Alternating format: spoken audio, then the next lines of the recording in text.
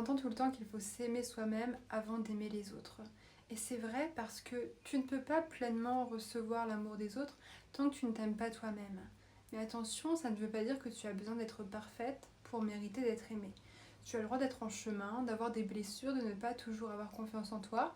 Tu as le droit d'être aimée en étant imparfaitement parfaite. Par contre, ce qu'il faut comprendre, c'est que souvent, on va rejeter l'amour des autres et on ne se rend pas compte que c'est parce qu'inconsciemment, on s'est persuadé de ne pas le mériter. Si tu ne t'aimes pas toi-même, comment est-ce que tu veux comprendre les raisons qui poussent les autres à t'aimer?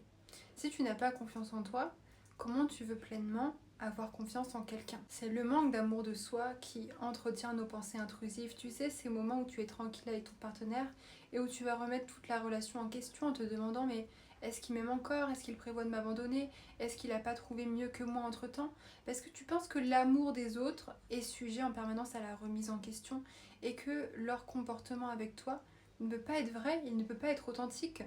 Je crois ce que je vois. Et moi, ce que je vois au quotidien, c'est que je ne m'aime pas.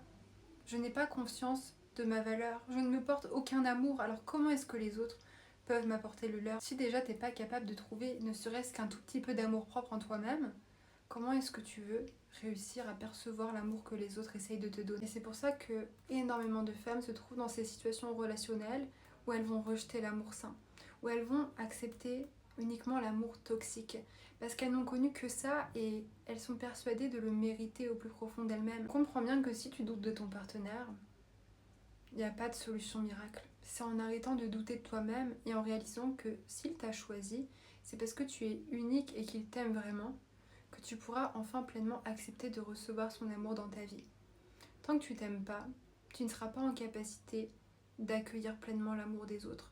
Tu continueras de le rejeter, tu continueras de saboter ta relation parce que tu seras persuadé que les autres t'aiment pour un masque que tu t'es créé et qu'une fois ce masque tombé, tu ne les mérites pas, tu n'es pas à la hauteur de ces relations-là. Il ne faut pas oublier qu'on tolère dans nos vies la quantité d'amour que l'on croit mériter.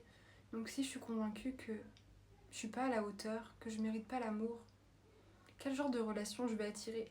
Peut-être que je vais attirer des gens qui m'aiment pour le masque, pour la personnalité que je choisis de renvoyer devant eux. Mais dès que le masque va tomber, je vais me rendre compte qu'ils ne m'aiment pas vraiment pour ce que je suis.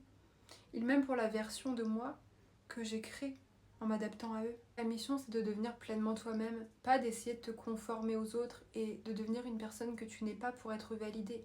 Deviens tellement toi-même que justement, tu vas réaliser que l'amour des autres se trouve devant toi et qu'on peut vraiment t'aimer, qu'on peut vraiment t'apprécier pour la femme que tu es. Peut-être que tu te répètes tout le temps que tu as de la chance d'avoir ton partenaire dans ta vie, que tu le mérites pas.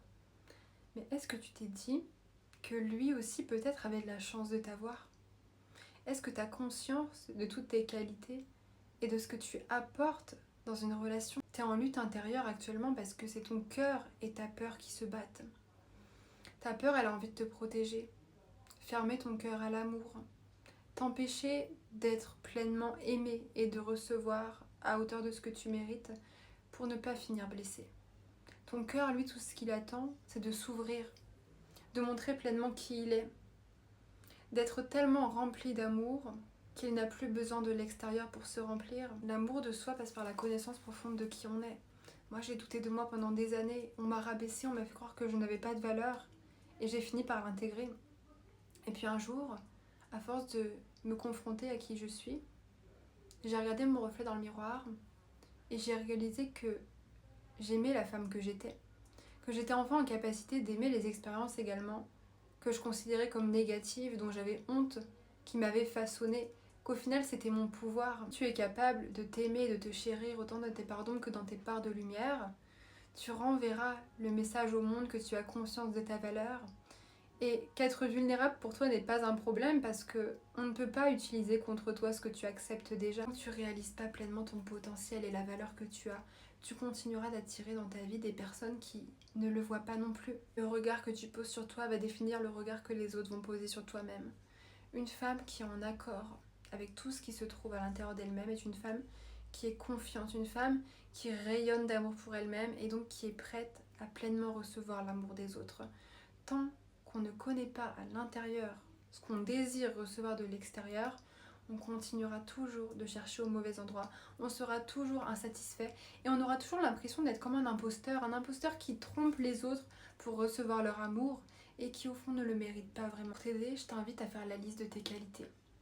Note tout ce qui te rend unique, tout ce qui fait de toi la femme que tu es aujourd'hui. Note ce que tu aimes chez toi. Et c'est un exercice compliqué, parce que quand je demande aux femmes que j'accompagne de le faire, il est toujours plus simple pour elles de trouver des défauts, plutôt que des qualités. Parce qu'on n'est pas assez douce envers nous-mêmes. On manque de recul sur notre propre personne. Alors essaie de te détacher, de te voir à la troisième personne, d'avoir beaucoup plus d'objectivité. Comment est-ce que tu te décrirais? Et est-ce que tu es capable de te regarder dans le miroir et d'énumérer tout ce que tu aimes chez toi?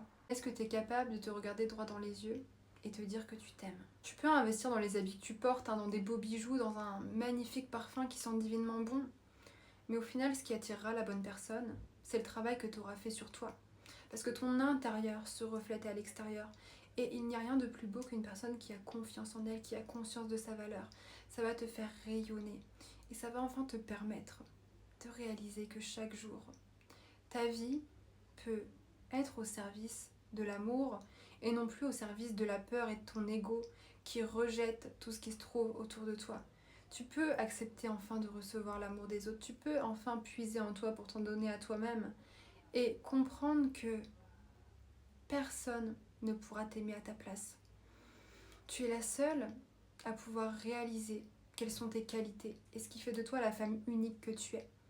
Ton partenaire peut te rassurer autant qu'il veut et tu auras toujours des doutes sur ses intentions si t'es pas au clair avec toi-même, si t'es pas en paix dans ta propre vie.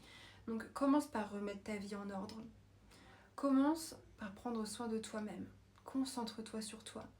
Et c'est comme ça, en devenant l'amour de ta vie, en réalisant que tu as une relation à entretenir avec toi, que tu arrêteras de douter en permanence de ta valeur et que tu accepteras enfin le bonheur, que tu t'autoriseras à être heureuse et à être amoureuse.